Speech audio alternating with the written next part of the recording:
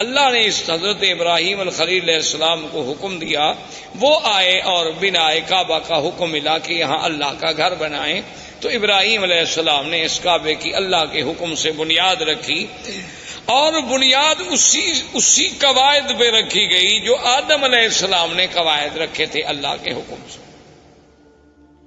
اب ایک تاریخ میں یہ آتا ہے کہ ابراہیم علیہ السلام نے پوچھا کہ اللہ آپ کا حکم ہے کہ میرا کعبہ بناؤ، لیکن مجھے پتہ نہیں کتنا طول ہے، عرض ہے، کتنا کعبہ ہے، کہاں دیواریں ہوں گی۔ وہ تو ایک ٹیلا تھا نا جی، بارشیں آتی اور فلڈ آتے اور سیل آتی، سیلاب آتے اور چیزیں یہاں پھینک کے چلے جاتے، تو بنتے بنتے بہت بڑا ٹیلا بن گیا۔ تو اللہ نے حکم دیا کہ ہم آسمان پر بادل کا ایک ٹکڑا بھیجتے ہیں، جہاں جہاں بادل کا سایہ ہو سمجھ لو گی یہ جگہ کعبہ ہے، اور جہاں سایہ نہیں ہوگا تو وہ جگہ کعبہ نہیں، اسی جگہ تم نشان لگا لو۔ تو کعبۃ اللہ کے اوپر ایک سایہ ایسے جیسے سائبان کھڑا ہو جاتا ہے، یعنی وہ کھڑا ہو گیا، اور حضرت اسماعیل علیہ السلام، حضرت ابراہیم اور اسماعیل علیہ السلام نے نیچے کعبۃ اللہ کے نشان لگا۔ دیکھیں نا کہ آج 1400 سال کے بعد دنیا ترقی کرتی ہے نا جی، کہ جوی نقشہ، کہ بھئی ہم ہیلی کاپٹر پہ بیٹھ کے یا فضاؤں سے بیٹھ کے یا چھوٹے جہازوں پہ بیٹھ کے اوپر سے وہ کسی علاقے کا کسی شہر کا نقشہ بناتے ہیں، لیکن اللہ نے اپنے کعبے کے لیے تو 4000 سال پہلے سے نقشے کا انتظام فرما دیا کہ بھی اس کی پیمائش دیکھنی ہے، طول و عرض دیکھنا ہے، اور ان کے فوٹو تو غلطی بھی کر سکتے ہیں، لیکن وہ تو سایہ اتنا صحیح تھا کہ اس میں جب ابراہیم علیہ السلام نے کھودا تو نیچے حضرت آدم علیہ السلام کی بنیادیں مل گئی، تو اس پر وہ کعبۃ اللہ کی جو ہے وہ تعمیر۔ اب جو مقام ابراہیم ہے اس کے بارے میں دو چیزیں ملتی ہیں ہمیں تاریخ۔ ایک تو صحیح روایات جو ہیں وہ یہ ہیں کہ جب دیواریں اونچی ہو گئی تو اب ابراہیم علیہ السلام کے لیے مشکل تھا نا جی کہ اوپر پہاڑ پہ دیواروں پہ چٹانوں پہ کیسے پہنچائیں، کیسے پتھر کیسے لگائیں، نیچے والے تو اٹھا کے رکھ دیے نا، لیکن جب جگہ اونچی ہو گئی تو ضرورت تھی نا کہ کوئی ایسی چیز ہوگی جو ہمیں اوپر لے جائے۔ اب اس کے لیے ضرورت یہ تھی کہ درخت کاٹے جائیں، لکڑیاں کاٹی جائیں، پھٹے بنائے جائیں، ان کو باندھا جائے اور کھڑے ہونے کا ذریعہ بنے۔ تو اللہ نے حکم دیا کہ ابراہیم الخلیل یہاں ایک پتھر ہے، اس پتھر پہ تم کھڑے ہو جاؤ، اور یہ تمہارے حکم کے ہم نے تابع کر دیا ہے، اس کو آپ حکم دیں گے یہ اونچا ہو جائے گا، اور حکم دیں گے تو خود بخود یہ نیچے چلا جائے گا۔ یعنی آپ دیکھیں نا آج کرینوں کے جو تصور ہیں، مشینری کے جو تصور ہیں کہ آپ کے بٹن سے ضرورت کے مطابق اوپر ہوں گی نیچے ہوں گی، لیکن اللہ تبارک و تعالیٰ کی کمال قدرت دیکھیں اور انبیاء کے معجزات دیکھیں کہ نہ تو کوئی مشینری لگائی گئی، نہ وہاں کوئی موٹر لگائی گئی، نہ کوئی بجلی کا انتظام کیا گیا، بس پتھر کو حکم دے دیا کہ جو میرا نبی کہتا ہے مانو، پتھر تابع ہو گیا، بات ختم ہو گئی۔ اللہ تبارک و تعالیٰ چاہے تو داؤد علیہ السلام کے پتھر تابع کر دیں، اللہ چاہے تو ابراہیم علیہ السلام کے تابع کر دیں، تو ابراہیم علیہ السلام کھڑے ہو جاتے، پتھر اوپر ہو جاتا، پھر نیچے ہو جاتا، اور اس پر حضرت ابراہیم علیہ السلام کے قدموں کے نشان پڑ گئے۔ ویسے آپ کو بھی کبھی دھوکہ ضرور لگا ہوگا، آپ جب دیکھتے ہوں گے مقام ابراہیم کے پتھر کے بھئی اتنا چھوٹا پاؤں اور اندر کیسے پورا چلا گیا۔ یہ پورا اندر نہیں تھا، یہ تو اصل میں یہ ہے کہ یوں پتھر تھا نا، تو آپ نے جب پاؤں رکھا تو پاؤں کا نشان لگ گیا اندر تھوڑا سا، یہ بعد میں تو ہم نے چوم کے چاٹ کے الحمدللہ اس کو نیچے پہنچایا۔ یہ ہماری اپنی مہربانیاں ہیں، یعنی باقی جو ہم نے محنت کی ہے نا، جو روزانہ ہاتھ جو لگاتے رہے ماشاءاللہ، جیسے حضرت سلمان فارسی رضی اللہ تعالیٰ عنہ کے باغ میں جو کھجوریں تھیں تو ہمارے حاجیوں نے ماشاءاللہ ان کو سینے لگا کے کھجور آدھی ختم ہو گئی، اور نتیجہ یہ نکلا کہ آخر وہ کھجوریں بوسیدہ ہو گئیں اور وہ گر گئیں۔ تو ہماری قوم تو ان چیزوں کی ماشاءاللہ بہت ماہر ہے، اللہ تبارک و تعالیٰ کی مہربانی ہے کہ وہ جناب اس نے جو ہاتھ لگانا شروع کیا اور یوں چاٹنا شروع کیا، دیکھا نہیں کہ کڑے جن میں غلاف کعبہ باندھا جاتے ہیں ان کو ہر 2 سال کے بعد بدلنا پڑتا ہے، یہ اس کو بھی پکڑ کے ہلا رہے رہتے ہیں اور وہ بھی گس جاتے ہیں وہاں، کیونکہ ہر وقت جو ایک آدمی نے پکڑا ہوا ہو تو کیا کرے آدمی۔ تو بہرحال تو مقام ابراہیم اس پتھر کا نام۔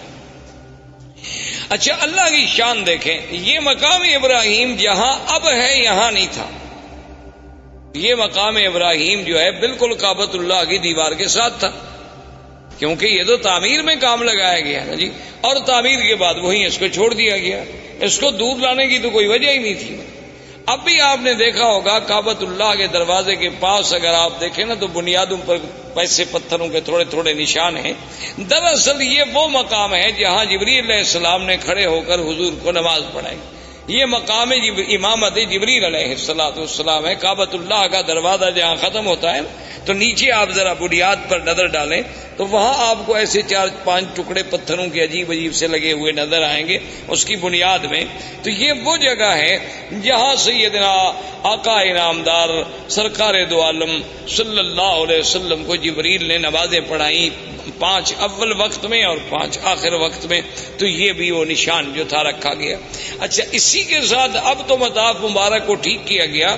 پہلے آپ نے دیکھا ہوگا چھوٹا سا ایک نشان لگتا تھا کہ جیسے یہاں کچھ جگہ نیچی ہے. تو یہ وہ جگہ تھی جہاں کعبۃ اللہ کے لیے مٹی اور گارا بنایا جاتا تھا کعبۃ اللہ کی دیواروں کو لگانے کے لیے.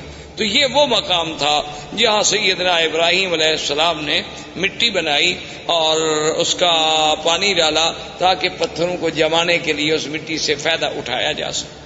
اچھا، اب خدا کی شان ہے کہ جہاں کا موجودہ حالت میں مقام ابراہیم ہے اس کی وجہ یہ ہوئی کہ ایک دفعہ سیل آئی بڑی زبردست، سیل، فلڈ، سیلاب، وہ آیا اور وہ مقام ابراہیم کو بہا کے لے گیا، یعنی اتنا دور کر دیا اس پتھر.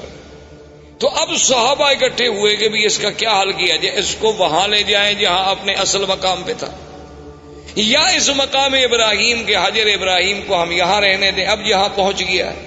تو صحابہ نے مشورہ کیا ابھی وہاں لے جانے سے کعبۃ اللہ کے طواف کرنے والوں کو رکاوٹ بنے گی، کیونکہ وہ دیوار سے تھوڑے فاصلے پر تھا. اگر یہاں دور ہو گیا تو اچھی بات ہے، کافی درمیان میں فاصلہ ہے. اس وقت تو تصور اتنے لوگوں کا ہوتا تھا نا جی. یہ تو بعد میں الحمدللہ اللہم زد فزد کہ ہر سال اللہ کی رحمت سے عدد جو ہے بڑھتا جا رہا ہے اور انشاءاللہ قیامت تک بڑھتا چلا جائے گا. تو اس جگہ تو صحابہ کا مشورہ یہ طے ہو گیا کہ اب اس کو نہ چھیڑو، اب اس کو اسی جگہ رہنے دو، ورنہ ہر دور میں جو بھی آئے گا اس کو تبدیل کرے گا. کوئی کہے گا یہاں کر دو، کوئی کہے گا یہاں لگا دو، یا اللہ نے پہنچا دیا اسی جگہ رہے. لیکن آپ حیران ہوں گے، حکمت دیکھیں خدا کی. آج بھی ہمیں تواریخ سابقہ، تاریخ عالم کو جب آپ کھولیں تو ان میں یہ باتیں ملتی ہیں کہ بے عین ہی اسی جگہ ابراہیم علیہ السلام جب کعبۃ اللہ بنا رہے تھے نا تو یہاں کھڑے ہو کر دیوار کو دیکھتے تھے کہ دیوار سیدھی ہے کہ نہیں، کیونکہ ان کے پاس کوئی آلات تو تھے نہیں اور نہ پہلے زندگی میں کبھی عمارت بنائی تھی. وہ تو اللہ کا حکم تھا نا کہ تعمیر کر دو. تو یہی جگہ تھی، وہ پتھر سے اتر کے آتے نا، جیسے آپ مکان بنا رہے ہو تھوڑا دور کھڑے ہوں گے نا دیوار کے قریب، تو آپ نہیں کھڑے ہوں گے. وہ آگے دیکھتے بھی دیوار ٹھیک ہے، پتھر ٹھیک ہے، کوئی پتھر آگے کوئی پتھر پیچھے تو نہیں.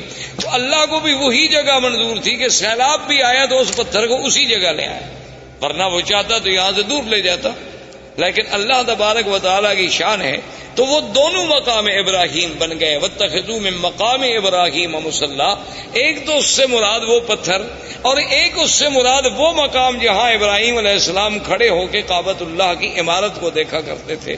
تو اللہ تبارک و تعالی نے اس جگہ کو بھی یعنی اتنی بڑی عظمت بخشی، اتنی بڑی شان بخشی کہ وہ قیامت تک کے لیے قرآن میں آیا اور مصلی خلیل، مصلی حبیب سیدنا محمد الرسول اللہ صلی اللہ علیہ وسلم جو ہے بن گیا.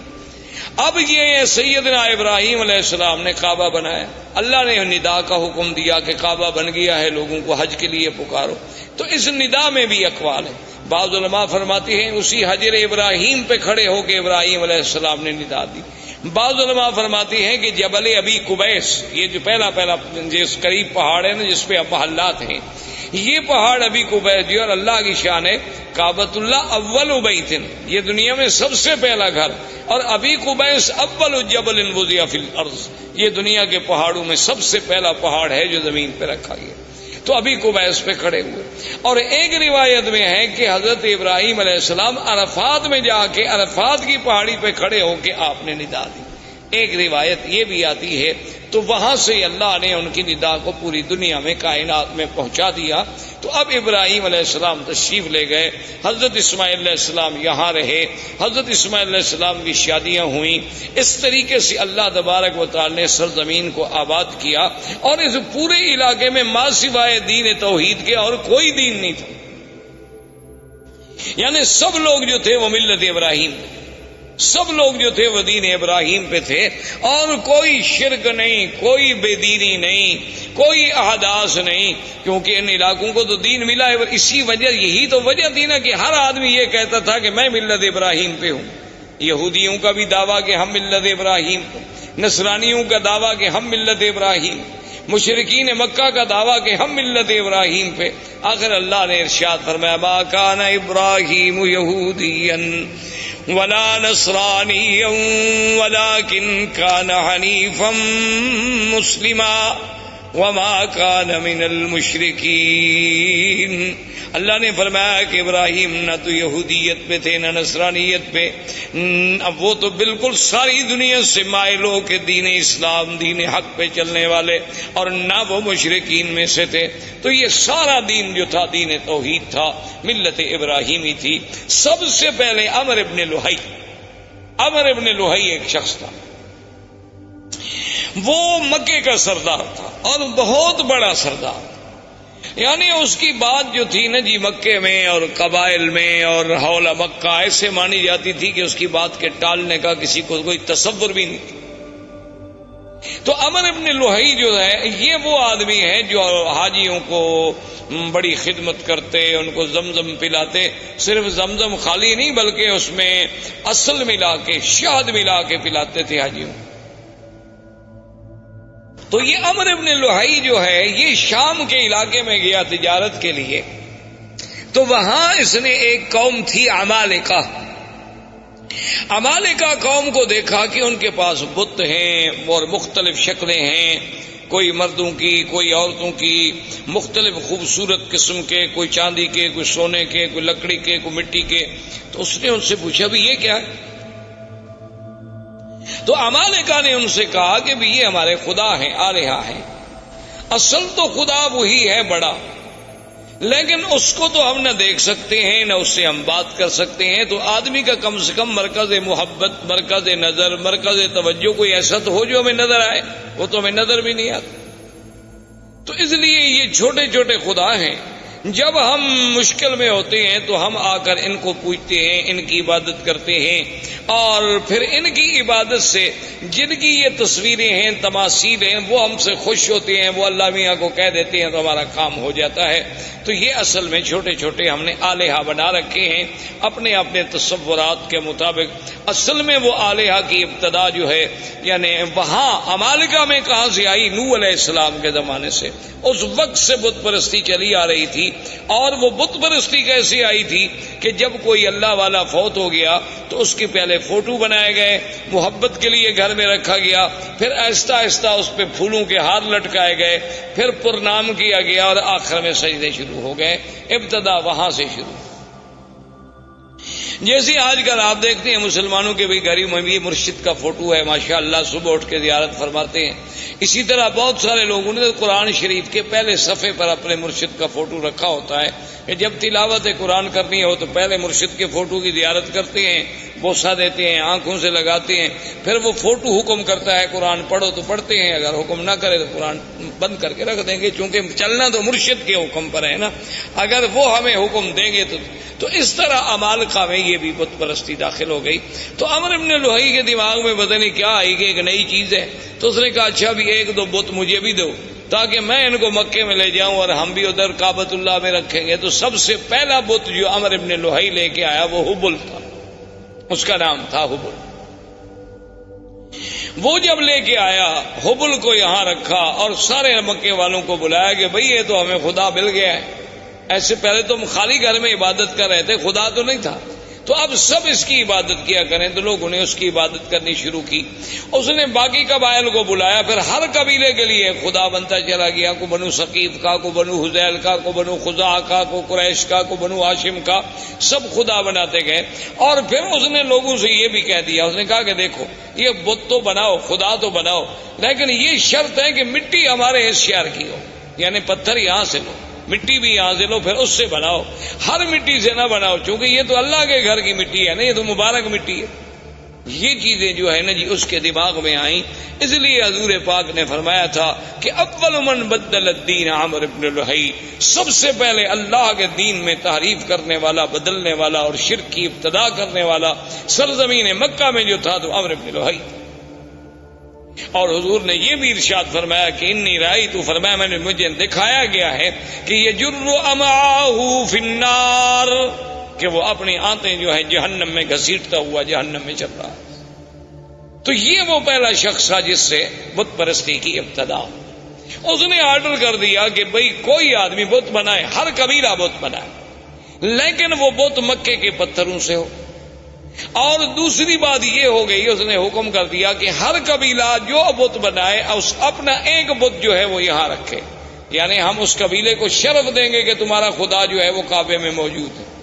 اور اگر اس قبیلے سے لڑائی ہو جاتی تو اس کے خدا کو بھی نکال دیتے تھے کہ بھئی اب تمہارا خدا یہاں نہیں رہ سکتا، تمہارا ہمارا جھگڑا ہے.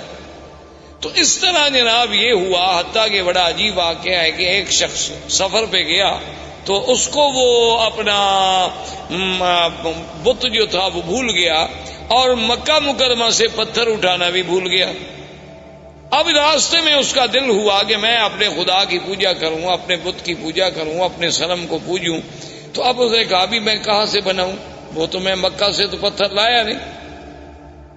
جیسے ہمارے روافض نے بھی آپ نے دیکھا ہے، ان کا بھی ایک مٹی کا ایک ایسے ٹھیلا گول سا بنا ہوتا ہے، وہ سجدے میں وہی استعمال کرتے ہیں. وہ کہتے ہیں یہ قرب و بلا کی مٹی ہے، تو وہ مقدس مقام کی مٹی ہے، اس کے بغیر ہمارا سجدہ نہیں ہوتا. کیونکہ حضرت حسین نے شہید ہوتے وقت اسی پہ سجدہ کیا تھا، تو لہذا وہی مٹی لے کے وہ ہر جگہ چلتے ہیں، اس کو بنایا ہوتا ہے، وہ سامنے رکھیں گے اور اسی پہ وہ اپنا سجدہ کریں گے، باقی کسی جگہ کے لیے ان کا سجدہ نہیں ہوتا.